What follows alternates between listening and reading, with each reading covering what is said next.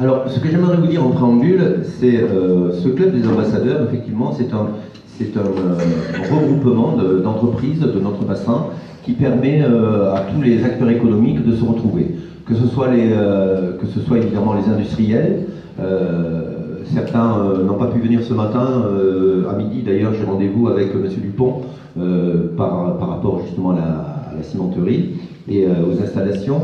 Que ce soit les industriels, je le disais, les commerçants, les artisans, les agriculteurs, bien entendu, dont je fais partie, tous ces acteurs économiques qui font que, effectivement, on l'a dit mille fois, c'est par l'action économique que vient tout le reste.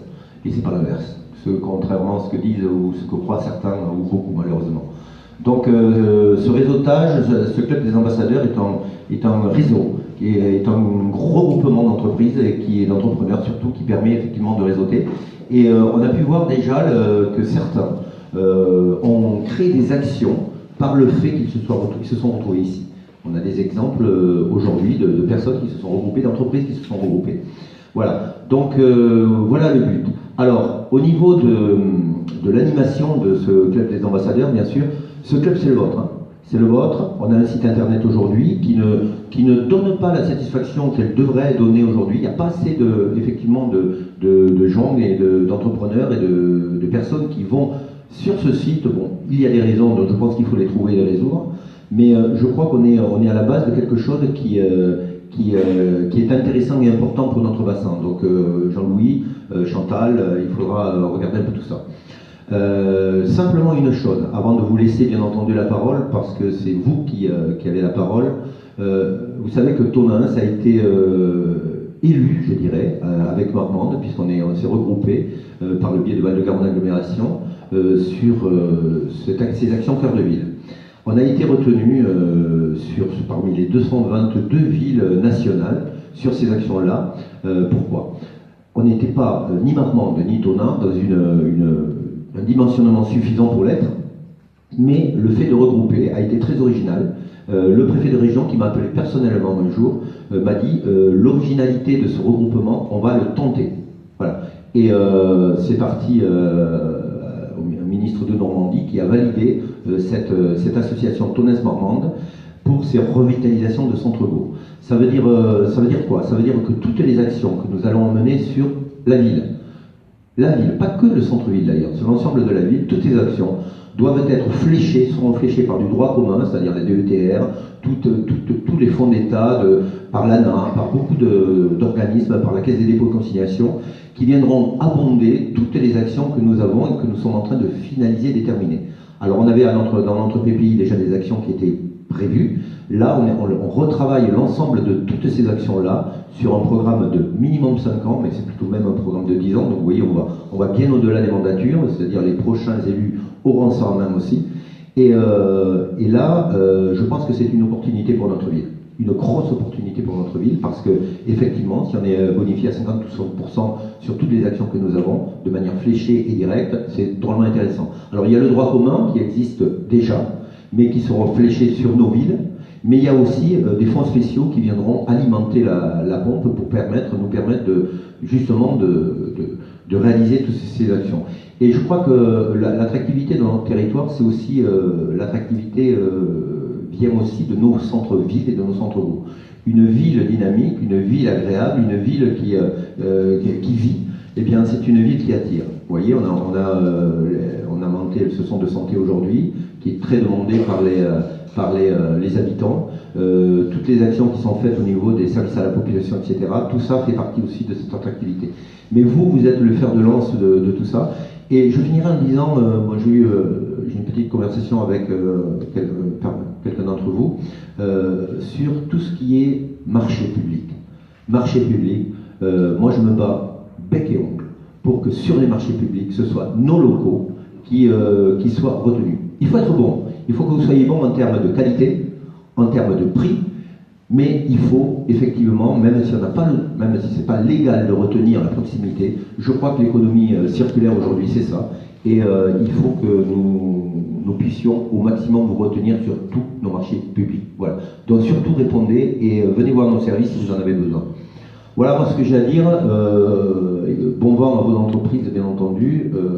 Et puis nous, on est là pour essayer de vous apporter tout ce qu'on peut vous apporter en termes d'information et éventuellement plus. Je pense à vous, Crédit Agricole, puisqu'on s'est vu récemment. Merci pour la réception que vous m'avez faite à la banque. J'ai énormément apprécié ce dynamisme que vous avez sur la ville de Tonneins. Là aussi, il y a un truc à jouer par rapport à effectivement l'ensemble des opérations d'habitat, où il faut sensibiliser tous les propriétaires de la ville, tous sans exception, leur dire qu'ils peuvent être financés à 50% sur la rénovation de leur façade, sur la rénovation de leur intérieur. Voilà, donc ça c'est un travail de partenariat que l'on peut faire, vous, le Crédit Agricole ou d'autres banques d'ailleurs, mais c'est quelque chose qu'on met en place complètement, on se verra d'ici peu. Hein. Voilà. Céline qui s'occupe effectivement qui est responsable administratif au niveau de Val-de-Garonne Agglomération. Vous savez que la compétence c'est Val-de-Garonne, la compétence économie, mais on travaille énormément en lien avec Philippe Nemes bien entendu et avec Céline Perry, notamment sur la zone Vendée-Tevet. Voilà. Chantal, c'est à vous. Donc Chantal qui maintenant vous allez organiser la réunion. Voilà. Merci beaucoup, merci à tous. Hein.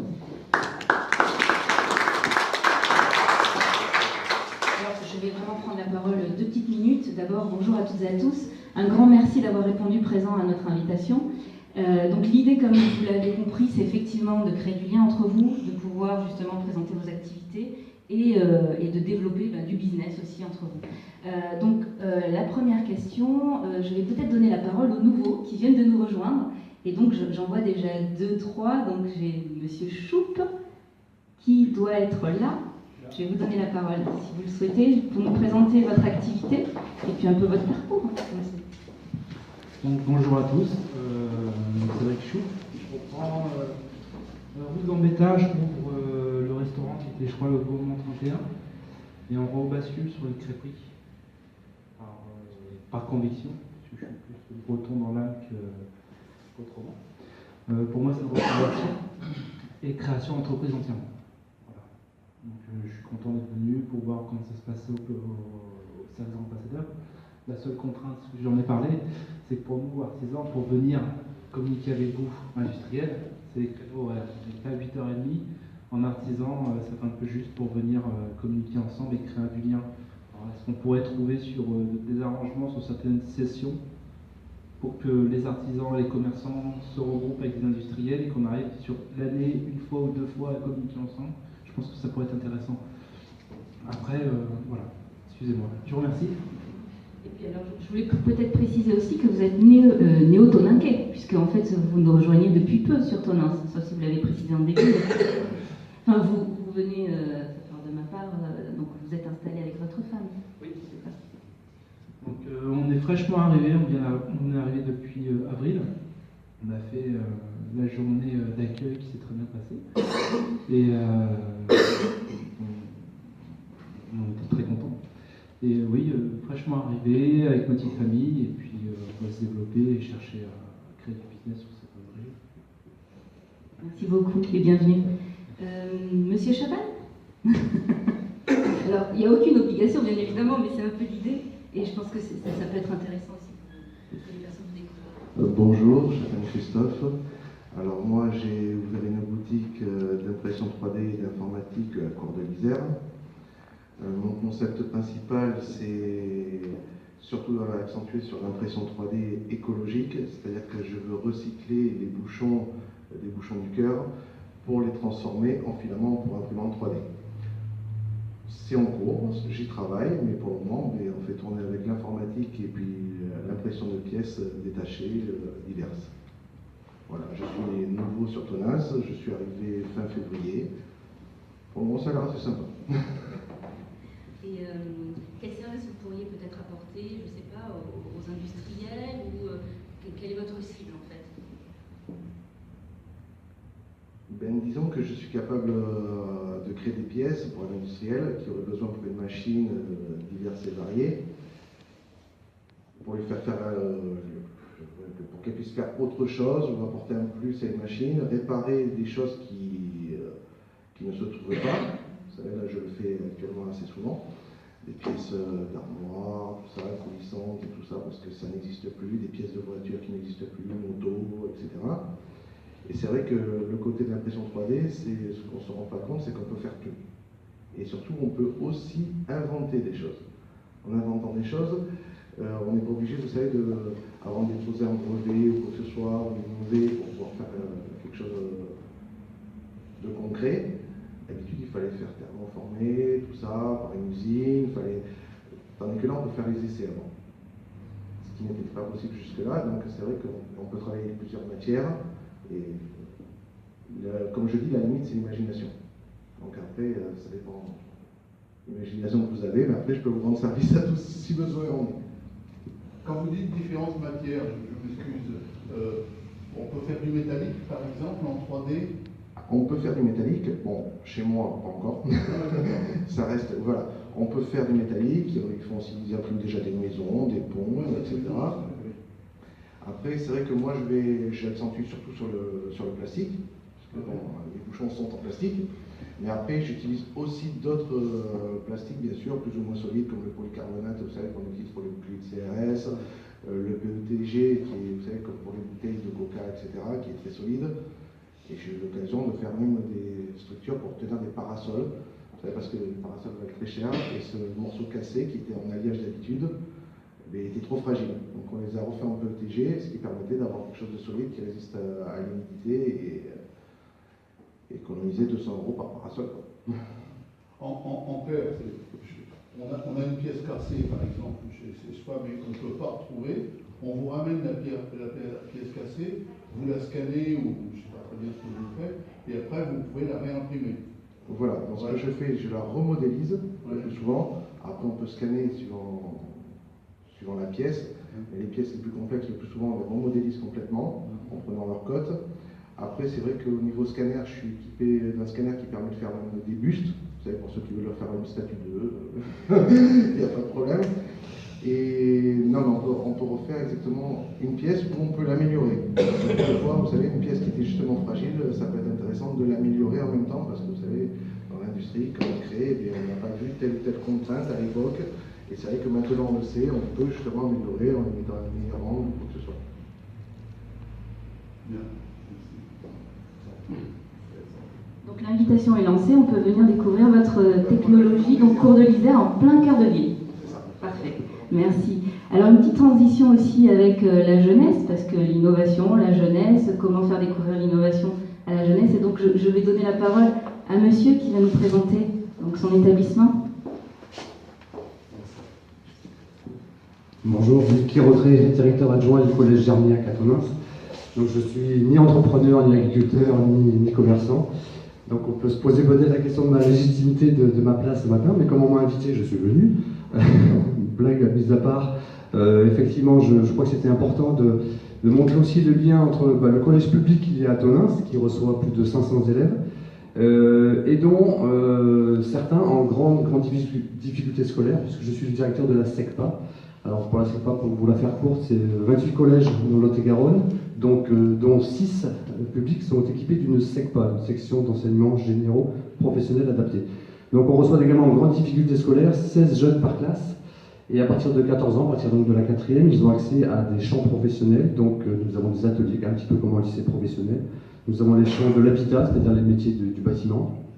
On essaye de les initier un peu à un maximum de métiers du bâtiment, les métiers de la vente, de distribution et logistique, et les métiers donc de l'HAS, ce qu'on appelle l'HAS, l'hygiène, donc l'hygiène des locaux et du linge, alimentation, donc tout ce qui est restauration, alimentaire, etc., et les services à la personne. Voilà.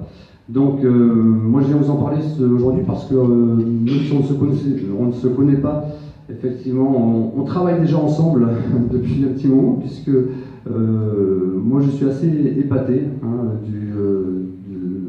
par comparaison à un autre bassin économique où je travaillais avant, qui n'est pas très loin d'ici d'ailleurs, qui est bien plus important en taille, mais bien moins dynamique, je trouve, que le Toninquais, en matière d'intérêt, de bienveillance des entrepreneurs, des commerçants, des artisans vis-à-vis de nos jeunes, qui viennent les solliciter. Alors ils viennent les solliciter tout le temps pour des stages en entreprise, pour le loto du collège, pour plein de choses effectivement. Et généralement, ils sont plutôt bien reçus, nos jeunes. Voilà, donc ça, je voulais en témoigner et vous en remercier.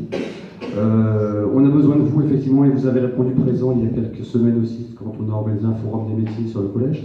Donc beaucoup d'entre vous sont venus expliquer, effectivement, montrer et donner envie aux jeunes que nous avons de se lancer, de prendre de risques, avoir beaucoup de choses liées au travail, la prise de risque, la mobilité, puisque effectivement beaucoup sont, même si le territoire est intéressant, ne sont pas prêts à bouger et on leur montre qu'effectivement cette mobilité est un frein pour leur formation. Voilà.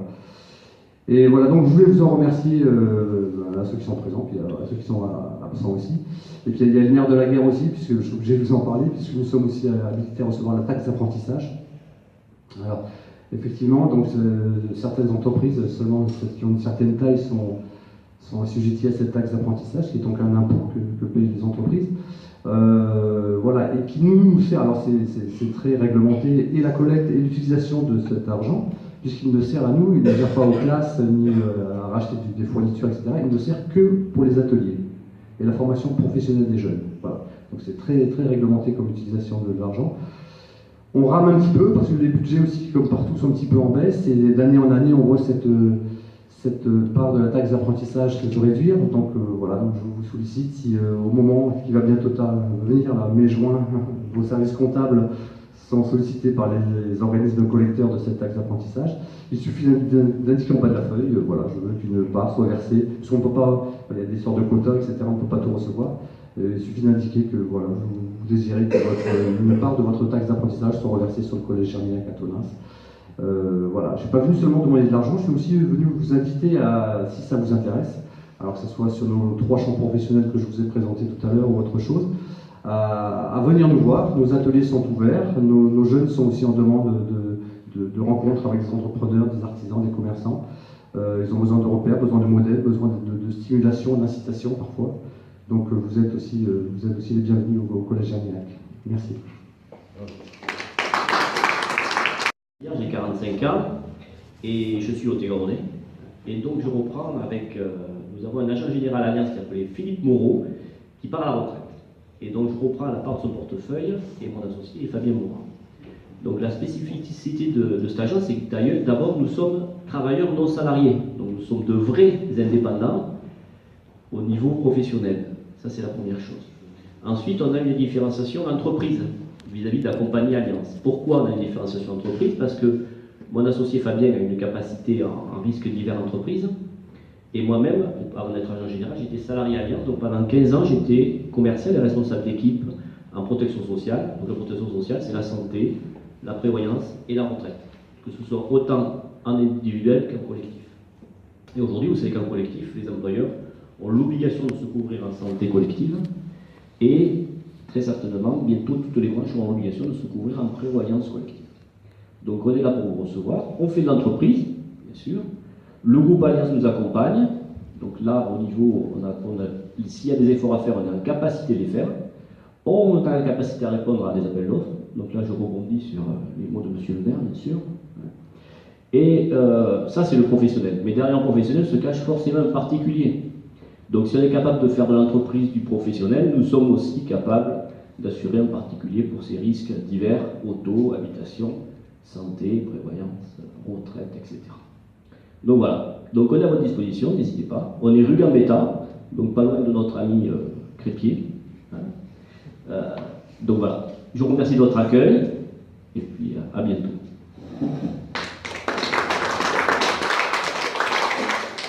Alors, des assurances au conseil, je dirais qu'il n'y a qu'un pas, et je vais céder la parole à Charlotte Picard, qui va nous présenter un événement que vous organisez prochainement. Alors bonjour à tous et à toutes. Alors moi je suis Charlotte Picard, donc je suis la fille de Jean-René Picard, si vous le connaissez pas. C'est le dirigeant du cabinet JRP Développement qui se situe à la pépinière Eureka d'entreprise depuis 8 ans. Donc nous organisons une conférence demain soir, il nous reste quelques places. C'est sur le développement personnel, les fondamentaux des neurosciences.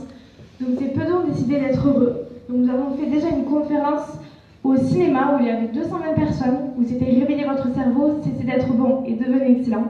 Donc vous êtes la bienvenue si vous souhaitez venir. Et n'oubliez pas de vous inscrire. Donc si vous êtes intéressé, venez me voir à la fin, je vous donnerai les flyers qui permettra de vous inscrire. Merci beaucoup.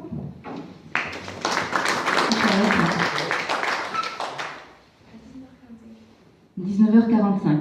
Parfait. Y a-t-il d'autres personnes qui souhaitent prendre la parole, présenter leur activité ou peut-être faire un focus sur un événement? Oui, moi je vais parler du... Oui, bonjour. Je voulais vous dire qu'on a mis sur la table à côté des viennoiseries un flyer sur The World Connection. The World Connection, ça va être à Biarritz, Bordeaux et Poitiers. Et ce sont des réunions. On va faire venir du monde entier, enfin,